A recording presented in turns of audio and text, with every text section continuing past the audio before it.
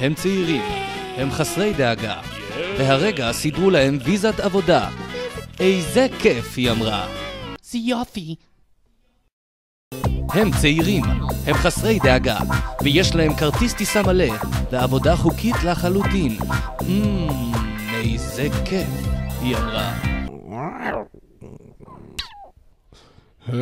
אוקיי.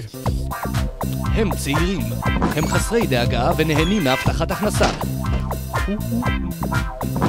איזה כיף, הוא אמר. אחלה חבר'ה, מספר מקומות מוגבל, לא?